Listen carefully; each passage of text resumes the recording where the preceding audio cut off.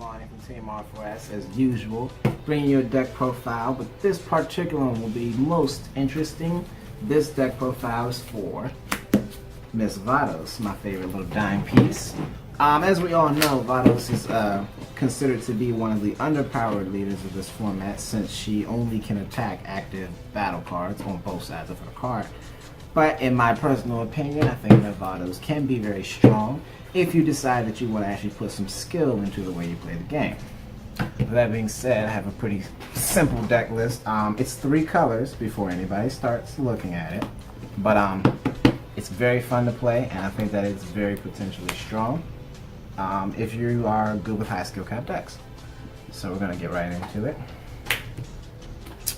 There are 4 manipulating god Champas.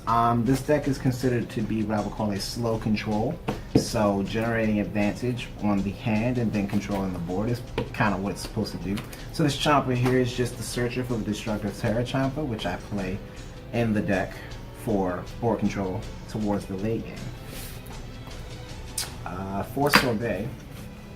Sorbet is a pretty solid blocker, and he really plays the role of a yellow card, but not too much more than that, and a blocker.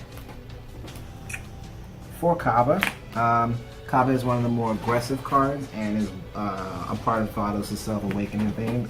It's pretty necessary for being able to generate advantage early in the game, because if people decide they don't want to deal with Vados, they're just going to stall her out and you're going to look really stupid on turn 6 when you still have no cards in hand and can't get awakened. He's also a very important pressure card if you need to change to an aggressive style playing against another control deck. Here are the counters: 3 full power energy, 3 Vados' assistance, and 4 crusher balls.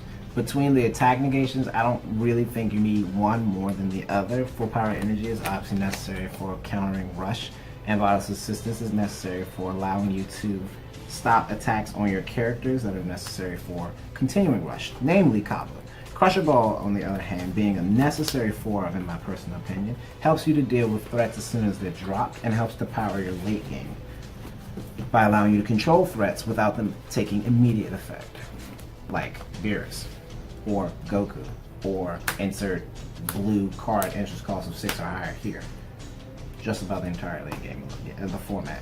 Loses the Crusher Ball. 2 drops, 2 Goten, and 4 of the 10k boost Vados. I use the Goten in the early game for control. I only run 2 of it. I don't particularly care for the card, but I feel like it's a necessary evil. And Vados, because it's a 10k boost. Don't make me explain it. And the 3 drops, 2 Batamo. I really don't want to play Batamo since it does the exact same thing as Vados, but I feel confident having a backup effect on that in case Vados misses the target. And a lot of the times when Vados goes to attack, people are going to try to boost, or early in the game she's just not going to have the strength to deal with cards like a Sailor Vegeta, who people only play and leave untapped, or if they see that Vados can kill it. 2 Zarbons. Really it's just a yellow card, but it has the unique ability of doing exactly what Vados' assistance does without costing as much. So, but it's mostly just a yellow. And I hate weird numbers, so I increased the yellow to exactly 15. 13 is a weird number. 4 Gotenks is very important in the control matchups, I think, for the same reason that I always say. When you're being attacked by the Gotenks and you really can't afford to give up the prize, you're going to make twice as many cards from your hand to stop them. And I think that's essential in control matchups, that you have hand advantage. 3 Mecha Frieza and 3 Furious Yell Vegetas are my only 4 drops. These are the control drops. I specifically play Furious Yell over Raging Attacker to keep my awakening in perspective. A lot of people can beat Vados just by leaving her unawakened, and I can't do a whole lot about it. So between the Kabas and the Vegetas, I should be able to control my awakening to a degree that you're either going to have to leave me at 8 or I'm going to get awakened. And then the Mecha Freezes are excellent board clears, excellent combo cards with Crusher Ball, and very strong for pushing for game, as it is a 4 prize potential damage. 4 Super Saiyan Gotenks. It's probably one of my favorite, if not my favorite 5-drop, and is extremely powerful 5-drop. It's the only 5-drop that you can play safely because it untaps 2 of the energy you use and replaces itself in the hand. It's a very strong aggressive card and a very strong control card, being that it's 25k. That's a huge number on turn 5. And then 2 Destructive Terror and 2 full power Freezes. Full power Frieza obviously is a very difficult card to deal with. As a blocker, it can probably block everything you can play between 1 and 5. And of course the standard removals like Energy Boost, Beerus, or Furious Yoga G, it can take care of it, but outside of that, you're probably going to have to combo kind of hard to get through it.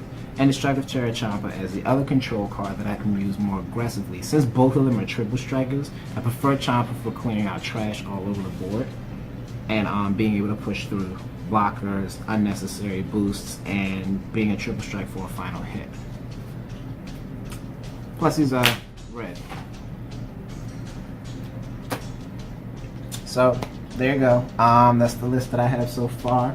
I'm going to bring in some gameplay videos so that you can see how it works in actual gameplay, but overall I think that as a 3-color it's very versatile, and but it's a very high skill cap. I don't suggest anybody play it as their first deck or take it into a large event and you haven't actually gotten to use it, because it can be very disappointing when you open up your hand and you have 60,000 card choices and you don't know which one's the right one.